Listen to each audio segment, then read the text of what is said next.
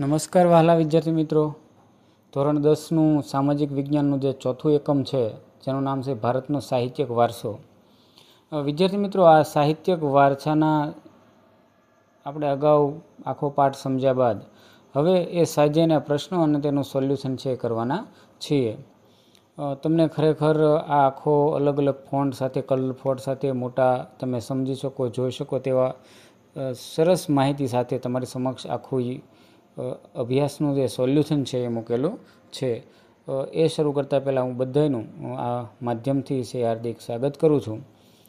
વિદ્યાર્થી મિત્રો, તમે સૌ જાણો છો કે આવા અવનવા માહિતી આપણે મૂકતા હોઈએ છીએ. એમાંનું આ ચોથો એકમ છે ભારતનો સાહિત્યિક વારસોના સ્વાધ્યાયના સચોટ સોલ્યુશન છે મૂકેલું છે. તો વધારે સમય નહીં લેતા આપણે જોઈએ ભારતનો સાહિત્યિક વારસો ને એક આ સ્વાધ્યાયનું સચોટ અને સરસ સોલ્યુશન. પ્રથમ પ્રશ્ન એવો છે કે નીચેના પ્રશ્નોના ઉત્તર સવિસ્તર લખો. એમાં પહેલો પ્રશ્ન છે, ભારતમાં વેદો કેટલા છે ને ક્યાં ક્યાં તે સમજાવો. તો ઉત્તર છે વેદો 4 છે: ઋગ્વેદ, યજુર્વેદ, સામવેદ અને અથર્વવેદ. એની માહિતી લઈએ તો ઋગ્વેદ એ ભારતીય સાહિત્યનો પ્રાચીનતમ અને 10 ભાગમાં વહેંચાયેલો અદ્ભુત ગ્રંથ છે. તેમાં કુલ 1028 ઋચાઓ એટલે કે સૂક્તો છે. તેમાંથી મોટાભાગની ઋચાઓ દેવોને લગતી સ્તુતિઓ છે. આ સ્તુતિઓ યજ્ઞ પ્રસંગે કરવામાં આવતી. તેમાંથી ઉષાને સંબોધન કરતી કેટલીક સ્તુતિઓ મનમોહક છે. યજુર્વેદની વાત કરીએ તો યજ્ઞનો વેદ કહેવાય. તે ગદ્ય અને પદ્ય સ્વરૂપમાં છે. તેમાં યજ્ઞોના મંત્રો, યજ્ઞની ક્રિયાઓ અને વિધિઓ દર્શાવવામાં આવી છે. સામવેદમાં ઋગ્વેદની ઋચાઓનું ગાન કરવાની વિધિ દર્શાવી છે. એ શ્લોકો રાગ અને લય સાથે ગાવામાં આવે છે. તેથી સામવેદને સંગીતની ગંગોત્રી પણ કહે છે. અથર્વવેદમાં અનેક પ્રકારના કર્મકાંડ અને સંસ્કારોનું વર્ણન છે. બીજો પ્રશ્ન છે, તક્ષશિલા વિદ્યાપીઠ વિશે માહિતી આપો. તો તક્ષશિલા વિદ્યાપીઠ એ હાલના પાકિસ્તાનમાં આવેલા રાવલપિંડીના પશ્ચિમે આવેલી હતી. તક્ષશિલા પ્રાચીન ગાંધાર પ્રદેશની રાજધાનીનું શહેર હતું. 7મા સૈકામાં તે ભારતના મહત્વના વિદ્યા કેન્દ્ર તરીકે જાણીતું હતું. એક દંતકથા પ્રમાણે રઘુવંશી ભગવાન રામના ભાઈ ભરતના પુત્ર તક્ષના નામ પરથી આ સ્થળનું નામ તક્ષશિલા પડ્યું હોવાનું મનાય છે. તક્ષશિલા વિદ્યાપીઠમાં વેદ, શસ્ત્રક્રિયા, ગજવિદ્યા, ધનુર્વિદ્યા, વ્યાકરણ, તત્વજ્ઞાન, યુદ્ધવિદ્યા, ખગોળશાસ્ત્ર, જ્યોતિષશાસ્ત્ર વગેરે કુલ 66 વિદ્યાઓનું શિક્ષણ આપવામાં આવતું હતું. વારાણસી, રાજગૃહ, મિથિલા, ઉજ્જૈન વગેરે દૂરના શહેરોમાંથી વિદ્યાર્થીઓ આ વિદ્યાપીઠમાં અભ્યાસ માટે આવતા. ભગવાન બુદ્ધના શિષ્ય જીવકે આ વિદ્યાપીઠમાં આયુર્વેદનું શિક્ષણ લીધું હતું. અર્થશાસ્ત્રના રચયિતા અને રાજનીતિજ્ઞ કૌટિલ્ય, મૌર્ય વંશના સ્થાપક ચંદ્રગુપ્ત મૌર્ય, કૌશલના રાજા પ્રસેનજીતે અને વ્યાકરણશાસ્ત્રી પાણિનીએ આ વિદ્યાપીઠમાં શિક્ષણ લીધું હતું. તક્ષશિલા વિદ્યાપીઠમાં વિદ્યાર્થીને તેની પસંદગી અને રસના વિષયમાં આપવામાં આવતું. 5મી સદીની શરૂઆતમાં ચીની પ્રવાસી ફાહિયાને તક્ષશિલા વિદ્યાપીઠની મુલાકાત લીધી હતી. ત્યારબાદનો પ્રશ્ન છે કે મધ્યકાલીન સાહિત્યની ચર્ચા કરો. મિત્રોનો જવાબ એવો છે કે આ યુગમાં અભ્રંશ ભાષામાંથી આધુનિક ભારતીય ભાષાઓનો વિકાસ થયો. મધ્યયુગ દરમિયાન દ્રવિડ કુળની ભાષાઓમાં ઘણું તમિલ સાહિત્ય રચાયું. આ સમય દરમિયાન તેલુગુ ભાષામાં રામાયણ અને મહાભારતનું ભાષાંતર થયું.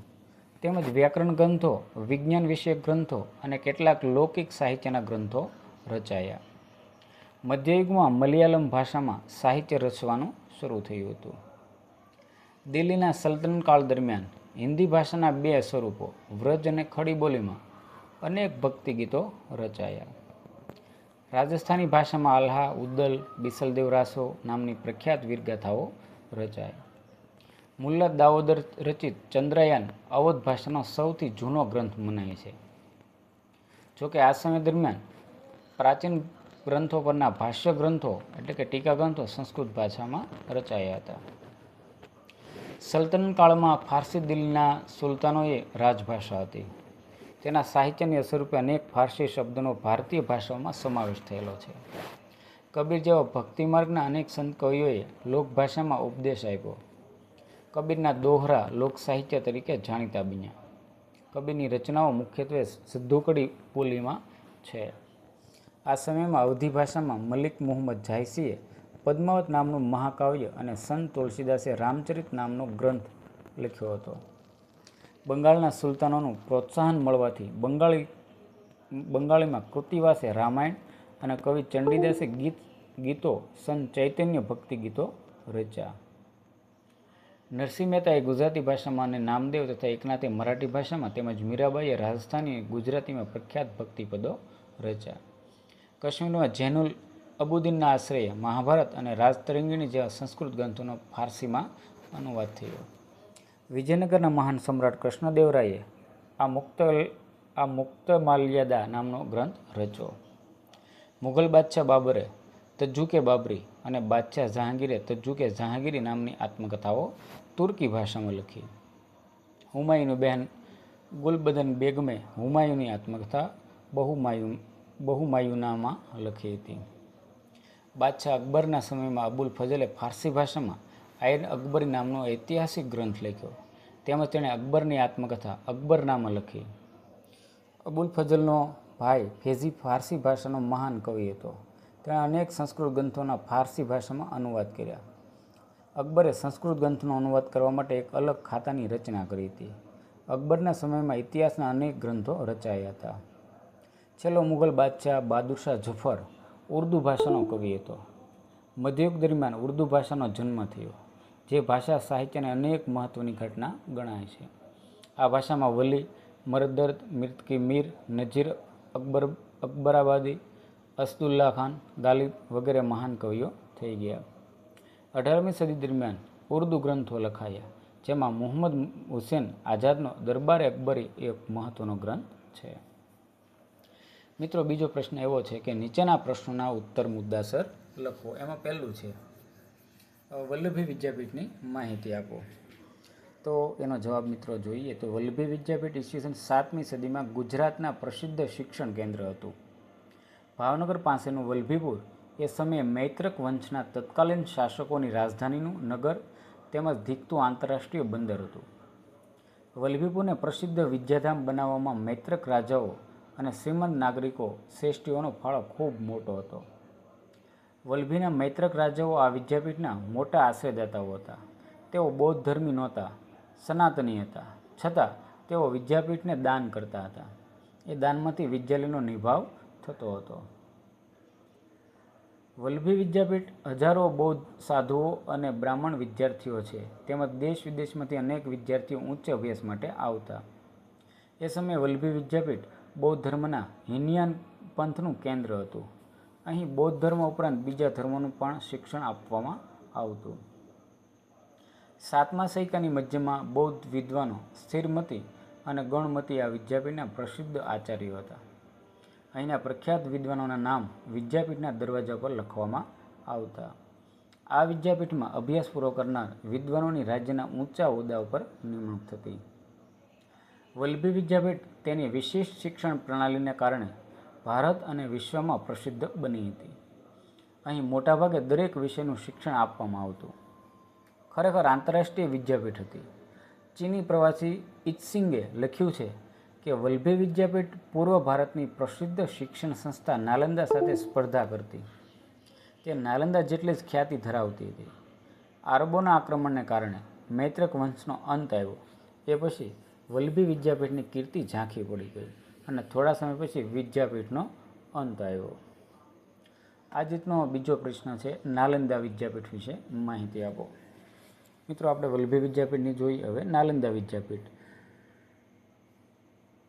નાલંદા વિદ્યાપીઠની વિસ્તૃત સમજ આ પ્રમાણે છે. નાલંદા વિદ્યાપીઠ બિહાર રાજ્યના પટના જિલ્લાના બડગાંવ ગામ પાસે આવેલી હતી. નાલંદા ભારતીય સંસ્કૃતિનું તીર્થધામ હતું. તે બૌદ્ધ ધર્મનું કેન્દ્ર હતું. 5મી સદીમાં કુમારગુપ્ત રાજાએ અહીં એક વિહાર બંધાવ્યો હતો. મહાવીર સ્વામીએ અહીં 14 ચાતુર્માસ કર્યા હતા, તેથી તે જૈન ધર્મનું તીર્થ બન્યું હતું. ઈસુની 5મી થી 7મી સદી દરમિયાન નાલંદા વિદ્યાપીઠ શિક્ષણધામ તરીકે ખૂબ પ્રસિદ્ધ હતી. દેશ પરદેશથી અનેક વિદ્યાર્થીઓ અહીં અભ્યાસ અને સંશોધન માટે આવતા. આ વિદ્યાપીઠમાં હજારો હસ્તલિખિત ગ્રંથોના અમૂલ્ય ભંડાર હતા. અહીં વિશ્વમાં શ્રેષ્ઠતમ ગણાય તેવા ગ્રંથાલયો હતા. અહીંનો ગ્રંથાલય વિસ્તાર ધર્મગંજના નામથી ઓળખાતો. 7મી સદીમાં ચીની પ્રવાસી યુએન વાંગે આ વિદ્યાપીઠમાં રહી બૌદ્ધ ધર્મના શાસ્ત્રોનો અભ્યાસ કર્યો હતો. તે ચીન પાછો ગયો ત્યારે 657 જેટલા હસ્તલિખિત ગ્રંથો પોતાની સાથે લઈ ગયો હતો. નાલંદા વિદ્યાપીઠમાં 7 મોટા ખંડો હતા. તેમાં આશરે 300 વ્યાખ્યાન ખંડો હતા. વિદ્યાર્થીઓને રહેવા માટે મઠ હતા. વિદ્યાપીઠના નિભાવ માટે દાનમાં મળેલા અનેક ગામોની આવકમાંથી વિદ્યાર્થીઓને રહેઠાણ, ભોજન અને વસ્ત્રો વિનામૂલ્યે પૂરા પાડવામાં આવતા. નાલંદા વિદ્યાપીઠમાં તત્વજ્ઞાન, શિલ્પકલા, મંત્રવિદ્યા, ન્યાય, વ્યાકરણ, તર્કશાસ્ત્ર, યોગશાસ્ત્ર વગેરે વિષયોનું તેમજ બૌદ્ધ ધર્મ અને વેદ ધર્મનું શિક્ષણ આપવામાં આવતું. લગભગ 700 વર્ષ સુધી દેશ પ્રદેશમાં જ્ઞાનની અખંડ જ્યોત ફેલાવનાર નાલંદા વિદ્યાપીઠમાં આજે માત્ર ભગ્ન અવશેષો જ જોવા મળે છે. એ અવશેષો ભારતની ભવ્ય સંસ્કૃતિની પ્રતીતિ કરાવે છે. ત્યારબાદ છે નીચેના પ્રશ્નોના ટૂંકમાં ઉત્તર લખો. યજુર્વેદ વિશે સમજૂતી આપો. યજુર્વેદ યજ્ઞનો વેદ કહેવાય છે. તે ગદ્ય અને પદ્ય એમ બંને સ્વરૂપમાં રચાયેલો છે. તેમાં યજ્ઞ વખતે બોલવામાં આવતા મંત્રો, ક્રિયાઓ અને વિધિઓનું વર્ણન કરવામાં આવ્યું છે. મિત્રો, બીજો પ્રશ્ન છે કે અથર્વવેદમાં કઈ માહિતી આપવામાં આવી છે? તો અથર્વવેદમાં અનેક પ્રકારના કર્મકાંડ અને સંસ્કારોની માહિતી આપવામાં આવી છે. પ્રશ્ન નંબર 3 જોઈએ. શ્રીમદ ભગવદ્ ગીતામાં કયા દાર્શનિક સિદ્ધાંતોનું વિવેચન છે? તો શ્રીમદ ભગવદ્ ગીતામાં જ્ઞાન માર્ગ, કર્મ માર્ગ અને ભક્તિ માર્ગ આ ત્રણેય મોક્ષ પ્રાપ્તિના દાર્શનિક સિદ્ધાંતોનું વિવેચન છે. મિત્રો, ત્યારબાદ ચોથો પ્રશ્ન એવો છે સ્વાધ્યાયનો કે નીચેના દરેક પ્રશ્નને આપેલા વિકલ્પમાંથી સાચો વિકલ્પ પસંદ કરીને લખો. પહેલું છે ભારતીય સાહિત્યનો પ્રાચીનતમ ગ્રંથ. તો આપણે સૌ જાણીએ છીએ કે એટલે કે સર્વેદ એવું લખેલું છે, પણ એનો સાચો જવાબ છે આપણે સૌ જાણીએ કે આપણે જે ગ્રંથો છે એ ઋગ્વેદ, યજુર્વેદ, સામવેદ, અથર્વવેદ એમાંથી ઋગ્વેદ એવો એનો જવાબ થશે. બીજું છે બૌદ્ધ સાહિત્ય કઈ ભાષામાં રચાયું છે? તો એ પાલી સાહિત્યમાં છે. ત્રીજો છે દ્રવિડ કુળની સૌથી જૂની ભાષા કઈ છે? તો એનો ઉત્તર છે તમિલ. કવિ ચંદ બરદાઈનો કયો ગ્રંથ હિન્દી સાહિત્યનો પ્રારંભ ગ્રંથ કહેવાય છે? તો એનો જવાબ છે એ એટલે કે પૃથ્વીરાજ રાસો. પાંચમો છે કે મહર્ષિ પાણિનીય મહાન ગ્રંથ કયો છે? તો તેનો જવાબ છે અષ્ટાધ્યાયી. તો આ રીતે વિદ્યાર્થી મિત્રો આપણે આજે એકમ છે, ચોથું એકમ ચેપ્ટર, એના સ્વાધ્યાયના પ્રશ્નોનું સોલ્યુશન છે એ આપણે કરેલું છે. જો તમને સારું લાગે તો વિડીયોને લાઇક, શેર અને સબસ્ક્રાઈબ કરો અને આવા જ વિડીયો જોવા માટે મારી સાથે જોડાયેલા રહો એ માટે ચેનલમાં તમે સબસ્ક્રાઈબ કરવાનું જે બાકી છે તો સબસ્ક્રાઈબ કરી લો અને આવી જ માહિતી માટે જોડાયેલા રહો. હવે મળીએ એક નવા જ વિડીયોમાં. ત્યાં સુધી સૌને જય શ્રી કૃષ્ણ.